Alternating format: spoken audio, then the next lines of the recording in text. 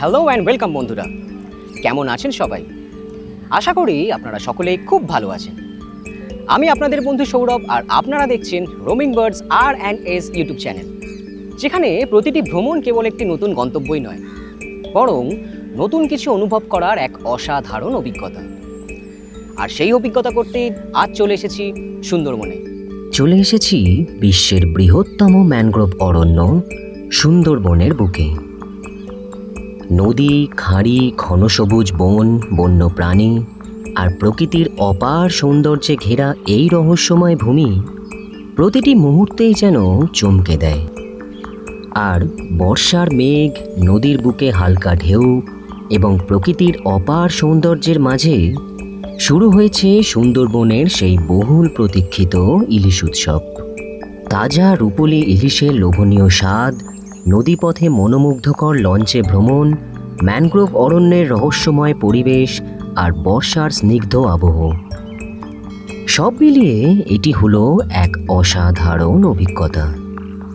আজকের এই গল্পে আপনাদের নিয়ে চলেছি সুন্দরবনের সেই বিশেষ ইলিশ উৎসবে, যেখানে থাকবে সুস্বাদু ইলিশের নানা রকমারি পদ, নদীর অপরূপ সৌন্দর্য আর ভ্রমণের প্রতিটি সুন্দর মুহূর্তের গল্প। তাহলে বন্ধুরা, ভিডিওটা স্কিপ না করে পুরোটা দেখুন, আর দেখার পর ঝটপট করে আপনারাও বুকিং সেরে নিন এই সুন্দর ইলিশ উৎসবের আনন্দ নিতে।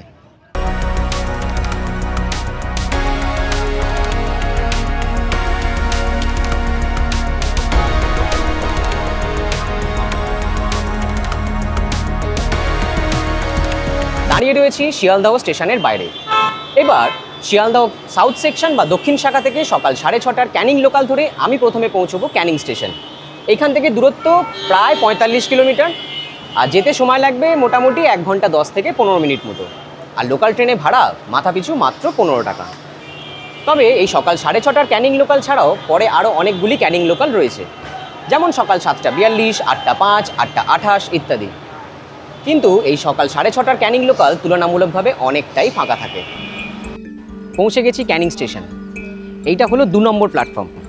এখন এইখান থেকে পিছনের দিকে, মানে যেদিক থেকে আমরা এলাম, অর্থাৎ শিয়ালদাহর দিকে কিছুটা এগিয়ে যাব, তারপর লাইন পার হয়ে ওপাশে যাব। আর লাইনের ওপাশে অনেক টোটো এবং অটো দাঁড়িয়ে রয়েছে। আর ক্যানিং স্টেশন পৌঁছতে না পৌঁছতেই কিন্তু শুরু হয়ে গেছে ঝিরঝিরে বৃষ্টি। আসলে বর্ষাকালে সুন্দরবন ঘুরতে এসছে আর বৃষ্টি হবে না তা কি হয়?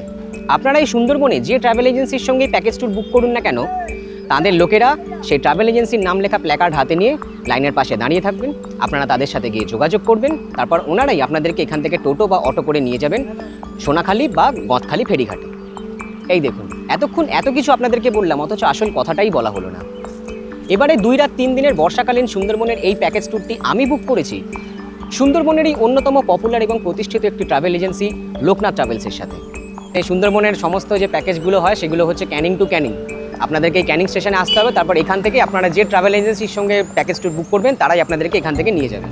তো এই ক্যানিং স্টেশন থেকে সোনাখালি ফেরিঘাট পর্যন্ত দূরত্ব প্রায় 17 থেকে 18 কিলোমিটার, আর যেতে সময় লাগবে মোটামুটি 30 থেকে 40 মিনিট মতো। পৌঁছে গেলাম সোনাখালি ফেরিঘাটে। আর এই হলো সামনে সেই সুন্দর শান্ত হোগল নদী, আর এইটা হলো সোনাখালি ফেরিঘাটের নতুন জেটি ঘাট। দেখুন, এপাশেও প্রচুর সব পরপর লঞ্চ দাঁড়িয়ে রয়েছে বিভিন্ন ট্রাভেলসের, এবং দেখুন প্রচুর পর্যটকের ভিড় এই ইলিশ উৎসবে। আমাদের বোট রয়েছে সামনের দিকে, আমরা কিছুটা এগিয়ে যাচ্ছি। দেখুন পরপর যত দূর চোখ যাচ্ছে সব রং বেরঙের সুন্দরভাবে সাজানো প্রচুর লঞ্চ বা বোট দাঁড়িয়ে রয়েছে। আর ওই সামনে দেখা যাচ্ছে বাসন্তী ব্রিজ, আর এই সামনেই দাঁড়িয়ে রয়েছে আমাদের আজকের বোট MV গিরিধারী 2।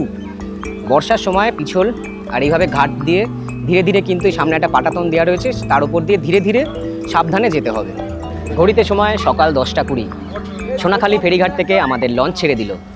এবার শান্ত সুন্দর হোগল নদীর ওপর দিয়ে ভেসে সামনে বাসন্তী ব্রিজের তলা দিয়ে আমাদের বোট ধীরে ধীরে এগিয়ে যাবে ঘন সবুজ রহস্যময় আসল সুন্দরবনের উদ্দেশ্যে। আশা করব লোকনাথ ট্রাভেলসের সঙ্গে এই 2 রাত 3 দিনের আমাদের এই যাত্রাটা খুব সুন্দর হবে। বোট ছাড়তে না ছাড়তেই শুরু হয়ে গেল খাওয়া দাওয়া। চলে এলো আজকের আমাদের প্রথম দিনের ব্রেকফাস্ট। ব্রেকফাস্টে রয়েছে গরম গরম লুচি, আলুর দম, আর সাথে একটা মিষ্টি। আর বোট ছেড়ে এগোতে না এগোতেই বেশ ভালো জোরেই কিন্তু শুরু হয়ে গেছে বৃষ্টি। এবার কিন্তু মনে হচ্ছে ইলিশ উৎসব একদম জমে গেছে। আর ব্রেকফাস্ট কমপ্লিট হওয়ার আগেই আমাদের দিয়ে দিয়েছে এই যেরকম ওয়েলকাম ড্রিঙ্ক মাজা। তো এখন আগে ব্রেকফাস্টটা করে নিই, তারপরে এই মাজা খেতে খেতে সামনে সুন্দর দৃশ্য উপভোগ করতে করতে আমরা সামনে এগিয়ে যাব।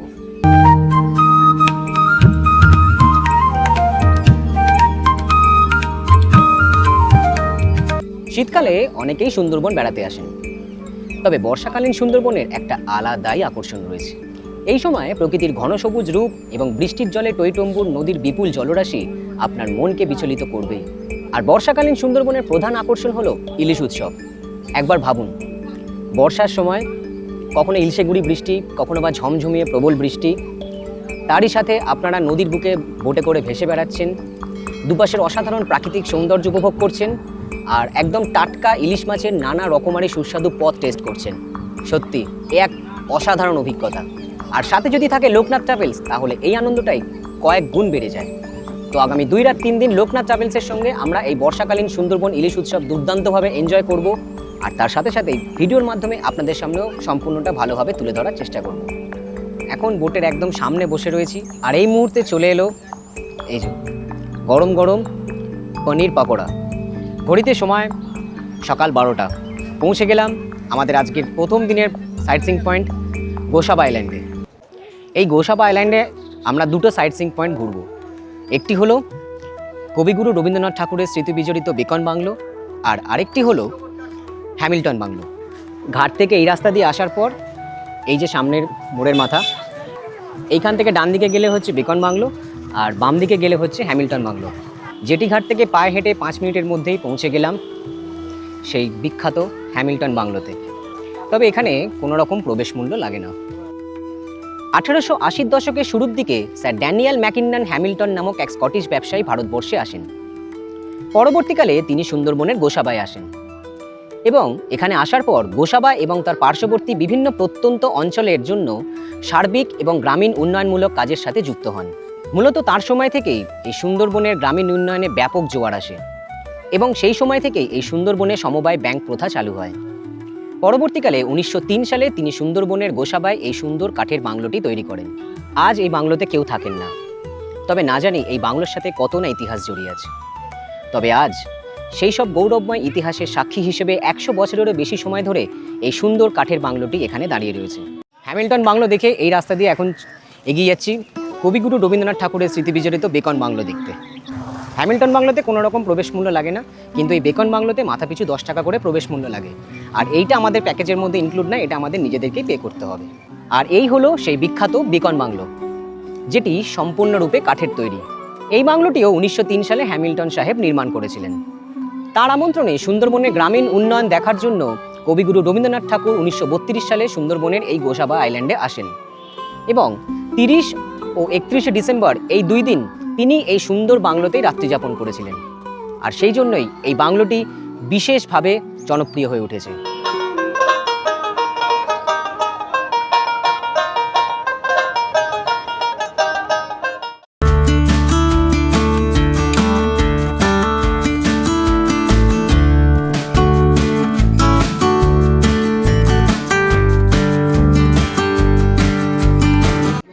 ঘড়ির কাঁটায় সময় দুপুর 2:30।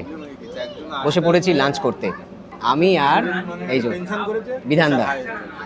তো আজকের দুপুরে মেনুতে কী কী আছে সেটা আগে আপনাদেরকে একবার দেখিয়ে দিই। গরম গরম ভাত, ডাল, ইলিশ মাছের মাথা দিয়ে পুঁই শাক, এখানে রয়েছে ঝুরি আলু ভাজা, সাথে রয়েছে বাগদা চিংড়ির মালাইকারি, আর এই হলো সেই সুন্দরবন ইলিশ উৎসবের স্পেশাল সর্ষে ইলিশ, আর তার সাথে শেষ পাতে রয়েছে চাটনি এবং পাঁপড়। সুন্দরবনের বিখ্যাত ইলিশ উৎসবের ইলিশ মাছ, সর্ষে ইলিশ। সাইজটা দেখেছেন? দুপুরের খাবার কমপ্লিট হতে না হতেই দিয়ে গেল বিকেলের ফল, টাটকা পেয়ারা। তো এখন এই পেয়ারা খেতে খেতে পড়ন্ত বিকেলের এই অপরূপ সৌন্দর্য দেখতে দেখতে আমরা এগিয়ে যাচ্ছি আমাদের পরবর্তী গন্তব্য পাখিরালয় বা পাখিরালাতে। ঘড়িতে সময় দুপুর 3:40। পৌঁছে গেলাম পাখিরালয় বা পাখিরালা ফেরিঘাটে। এখানে আমাদের বোট নামিয়ে দিল। সব বোট কিন্তু এসে এই ঘাটেই নামায়।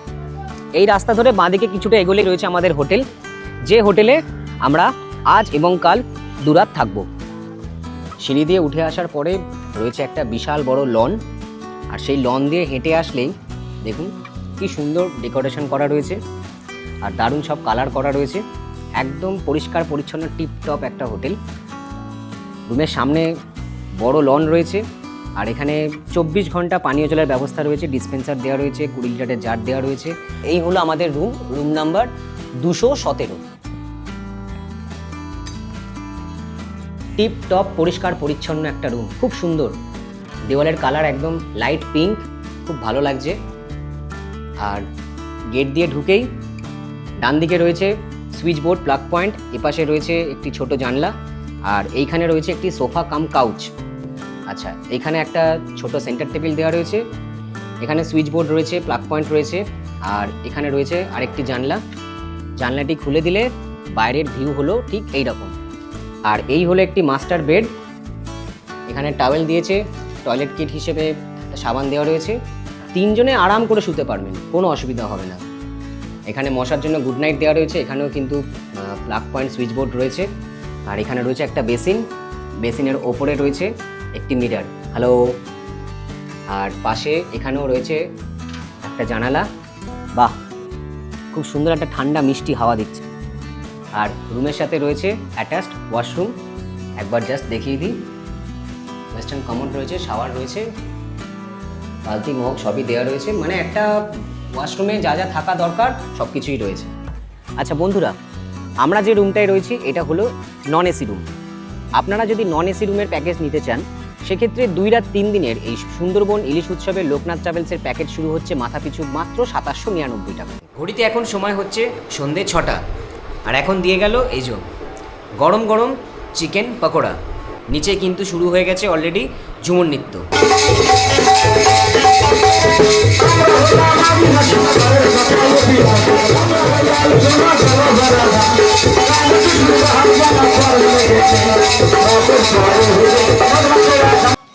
এখন বেরোলাম এই পাখিরালার যে মার্কেট রয়েছে সেটা একটু ঘুরে দেখতে।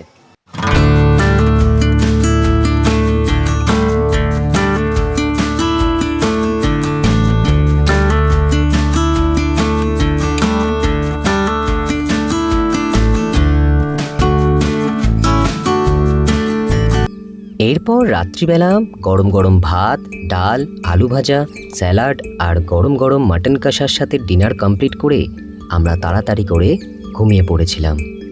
গুড মর্নিং বন্ধুরা, গুড মর্নিং ফ্রম সুন্দরবন। সুন্দরবনে আমাদের দ্বিতীয় দিন। ঘড়িতে সময় এখন সকাল 6:30। আজ আমরা আসল সুন্দরবনকে ভালোভাবে উপভোগ করব। সকালবেলা পাখিরালা ফেরিঘাটে পর্যটকদের ভিড় দেখুন একবার। আর এই মুহূর্তে পাখিরালায় ফেরিঘাট থেকে আমাদের বোট ছেড়ে দিল আজকের সুন্দরবনের সাইট সিইংয়ের উদ্দেশ্যে। চলে এলাম আমরা আমাদের আজকের দিনের প্রথম sight seeing point Sajnekhali wild life স্যাংচুয়ারিতে। আর এখানে ঢুকতেই দেখুন গেটের মুখে প্রচুর বানর রয়েছে। তবে চিন্তার কোনো কারণ নেই, আপনারা তাদেরকে বিরক্ত না করলে তারাও আপনাদেরকে বিরক্ত করবে না। সুন্দরবনের সমস্ত পর্যটকদেরকেই এই সজনেখালি থেকে পারমিট করাতে হয়, তবে পারমিটের দায়িত্ব আপনাদের ট্রাভেল এজেন্সি। সেই জন্য আপনাদের প্রত্যেককে মাথাপিছু 1 কপি করে আধার কার্ডের জেরক্স আনতে হবে। আমরাও নিয়ে এসেছিলাম, গতকাল আমাদের থেকে সেই আধার কার্ডের জেরক্স নিয়ে নেওয়া হয়েছে। আর আজ এই সজনেখালি থেকে আমাদের জন্য পারমিট করিয়ে নেওয়া হয়েছে, এবং এখান থেকেই আজ একটি সরকারি গাইড ঠিক করে দেওয়া হবে। সেই গাইড আজ সারাদিন আমাদের সঙ্গে থাকবেন এবং এই সুন্দরবন সম্পর্কে নানা রকম তথ্য আমাদের সঙ্গে শেয়ার করবেন। গুড মর্নিং এভরিওয়ান, সবাইকে নমস্কার। আমার নাম Manas Mondal, Sundarban tiger reserve approve guide, এবং আমরা এখানকার ইকো গাইড। সুন্দরবনের royal Bengal tiger maximum time এই নদীগুলো ক্রস করে লোকালয়ে চলে যায়, তো যাতে লোকালয়ে না যেতে পারে তার জন্যে এই সাইডে বরাবর কিন্তু লাইলেন জালের ব্যারিকেড করা আছে। সজনেখালি টাইগার রিজার্ভ দেখা আমাদের কমপ্লিট। এখন আমরা চলে যাচ্ছি আমাদের পরবর্তী গন্তব্যের দিকে। তো ইতিমধ্যেই চলে এসেছে আমাদের সকালের টিফিন, গরম গরম লুচি আর সাথে কাবলি ছোলার তরকারি।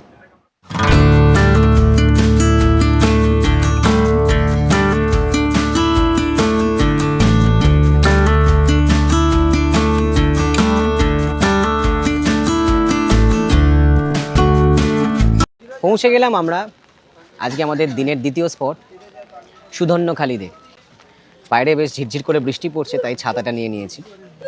আর গেট দিয়ে ঢুকলেই বাম পাশে রয়েছে পবিত্র বনবিবি এবং বাঘ দেবতার মন্দির।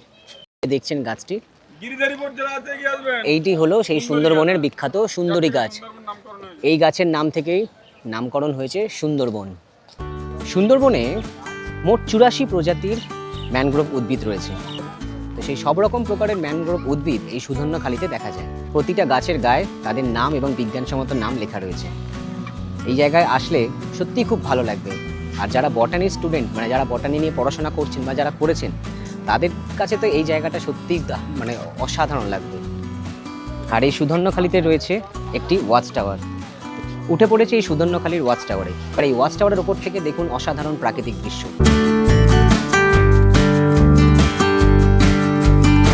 সজনেখালি দেখে এরপর আমরা এগিয়ে চললাম দোবাকি ক্যাম্পের উদ্দেশ্যে।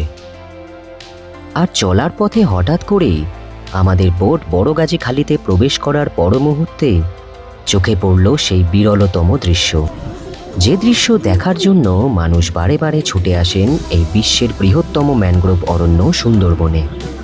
যদিও সেই বিরলতম দৃশ্য আমি লেন্সবন্দি করেছিলাম আমার মোবাইলের ক্যামেরায়। ওই যে বাঘ বাঘ ওই যে বাঘ ওই যে বাঘ বাঘ দেখেছি জঙ্গলে বসে রয়েছে বাঘ। হ্যাঁ তা দূরবীন দিয়ে কয় বাঘ। হ্যাঁ, আস্তে আস্তে আস্তে আস্তে আস্তে আস্তে ওই তো দেখছো আসছে।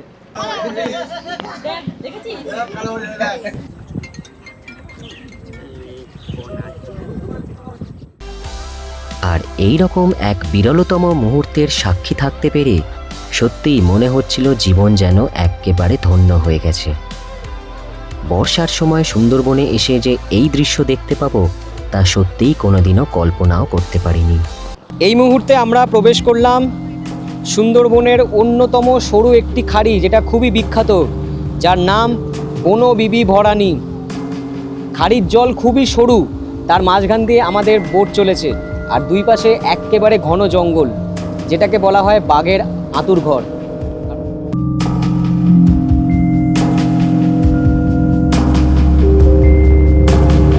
বাইরে ঝিরঝির করে বৃষ্টি হচ্ছে, তাই জন্য একটু নিচে বসে রয়েছি। আর এখন দিয়ে গেল এই যে গরম গরম ফ্রেঞ্চ ফ্রাই। চলেছি আমরা দোবাকি ক্যাম্পের উদ্দেশ্যে। তবে এই মুহূর্তে যে জায়গায় এসে পৌঁছেছি এটি হলো সুন্দরবনের সেই বিখ্যাত পঞ্চমুখানি বা পঞ্চমুখী। 5টি নদী এসে এইখানে মিলিত হয়েছে। মাতলা, বিদ্যাধরী, হেরোভাঙা, গোমতী এবং গাজী বা গাজীখালি, এই 5টি নদীর মিলনস্থল বা মোহনা হলো এই পঞ্চমুখানি। 5টি নদীর মিলনস্থলের জন্য এই জায়গায় জলের পরিমাণ সবসময় বেশি। আর এখন বৃষ্টি, ফলে আরও বেশি পরিমাণ জল। আর এখানে ঢেউটা দেখুন একবার, যত এগোচ্ছি তত আরও ঢেউ বাড়ছে। পৌঁছে গেলাম আমরা সুন্দরবনের সেই বিখ্যাত দোবাকি ক্যাম্পে। আর এই দোবাকি ক্যাম্পের মেন আকর্ষণ হলো দুপাশে দেখুন জাল দিয়ে ঘেরা রয়েছে এবং মাঝখানে রয়েছে একটি সুন্দর ঢালাই করা রাস্তা বা ব্রিজ।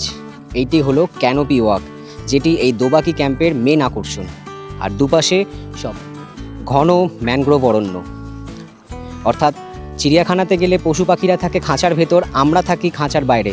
তবে এইখানে ঠিক উল্টো, মানুষ রয়েছে খাঁচার ভিতরে আর বনের পশু পাখি রয়েছে খাঁচার বাইরে। এই যে ক্যানোপি ওয়াক প্রায় 500 মিটার মতো লম্বা।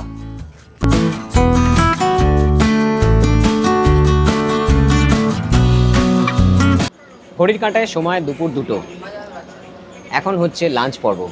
আজকের লাঞ্চের মেনুতে আছে গরম গরম ভাত, ডাল, এখানে রয়েছে লেবু, লঙ্কা, উচ্ছে আলু ভাজা, ইলিশ মাছের মাথা দিয়ে কচুর শাক, সাথে রয়েছে ভেটকি মাছ আর ইলিশ মাছের ঝাল, আর শেষ পাতে রয়েছে চাটনি এবং পাঁপড়। বন্ধুরা, দোবাকি ক্যাম্প ঘোরা হয়ে গেল। এটিই ছিল আজকে আমাদের সুন্দরবনের দ্বিতীয় দিনের সাইট সিইংয়ের শেষ পয়েন্ট। আর ইতিমধ্যেই বাইরে শুরু হয়েছে মুষলধারে বৃষ্টি। তাড়াহুড়ো করে বোটে উঠে পড়েছি। এবার এই দোবাকি ক্যাম্প থেকে আমাদের বোট ছেড়ে দেবে। তারপর আমরা ধীরে ধীরে এগিয়ে যাব পাখিরালয় বা পাখিরালার দিকে। ঘড়ির কাঁটায় সময় রাত্রি 9:30। বসে গেছি আজকে আমাদের সুন্দরবনের দ্বিতীয় দিনের ডিনার করতে। আর আজকের ডিনারে কী কী রয়েছে সেটা আপনাদেরকে একবার দেখিয়ে দিই। ফ্রাইড রাইস আর তার সাথে চিকেন কষা। অর্থাৎ রাতের ডিনার কিন্তু একদম জমে গেছে। তাড়াতাড়ি করে ডিনারটা করে নিই, তারপরে ঘুমিয়ে পড়তে হবে। কাল আবার সকাল সকাল উঠতে হবে। সকলকে গুড নাইট, দেখা হচ্ছে আবার কাল সকালবেলা। গুড মর্নিং বন্ধুরা, গুড মর্নিং ফ্রম সুন্দরবন। আজ সুন্দরবনে আমাদের তৃতীয় অর্থাৎ শেষ দিন। ঘড়িতে সময় এখন সকাল 8টা। আমরা আমাদের হোটেল থেকে চেক আউট করে এখন বেরিয়ে পড়লাম। তবে আজকে সকাল থেকেই প্রচণ্ড বৃষ্টি হচ্ছে।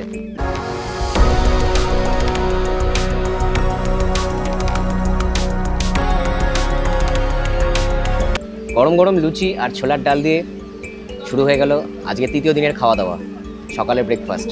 বাইরে বৃষ্টি হচ্ছে, আমাদের বোট ছেড়ে দিয়েছে, আমরা এখন আমাদের গন্তব্যের দিকে এগিয়ে যাচ্ছি। ঘড়ি কাঁটায় সময় এখন সকাল 9:30। চলে এলাম সুন্দরবনের আরেকটি সাইট সিইং পয়েন্ট, লোকনাথ বাবার মন্দির দর্শন করতে। এই রাস্তা দিয়ে হেঁটে যাচ্ছি, রাস্তার দুপাশে সব বিভিন্ন ক্ষেত জমি রয়েছে। এখন বর্ষার জলে সব একদম টইটুম্বুর হয়ে রয়েছে, তবে গ্রাম বাংলার এই বৃষ্টিস্নাত চেহারাটা দেখতে কিন্তু দারুণ লাগছে, এক কথায় অসাধারণ অসাধারণ। এদিকে রাস্তা দিয়ে হেঁটে এসে এই যে ডান দিকে একটি ঢালাই করা রাস্তা রয়েছে আর দুপাশে কিন্তু সব জমি রয়েছে। আগেরবার শীতকালে যখন এসেছিলাম তখন খুব সুন্দর লাগছিল, একেবারে পুরো ধানের ক্ষেত, আর এখন বর্ষার জলে টইটুম্বুর।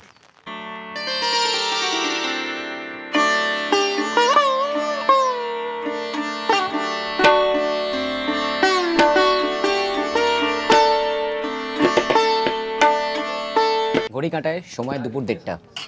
বসে পড়েছি আমাদের তৃতীয় দিনের লাঞ্চ করতে। ইলিশ উৎসবের স্পেশাল অ্যাট্রাকশন ইলিশ বিরিয়ানি, এরকম ভাজা ইলিশ আর সাথে বিরিয়ানি। ও সাথে রয়েছে চিকেন কষা। বিরিয়ানিটা ভালো, খারাপ না, একটু সেন্ট আছে কিন্তু চলে যাবে, অসুবিধা নেই।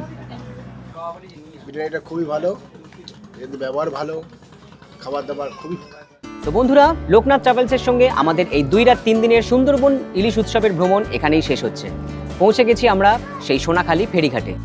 তো আজকের ভিডিওটা এখানেই শেষ করছি। কেমন লাগলো কমেন্ট করে জানাতে ভুলবেন না কিন্তু, আর ভালো লাগলে একটা লাইক আর শেয়ার করে দেবেন। তো এখনকার মতো সকলকে টাটা, দেখা হচ্ছে পরের ভিডিও নিয়ে খুব তাড়াতাড়ি। ততক্ষণের জন্য সবাই ভালো থাকুন, সুস্থ থাকুন আর দেখতে থাকুন roaming birds R&S YouTube channel.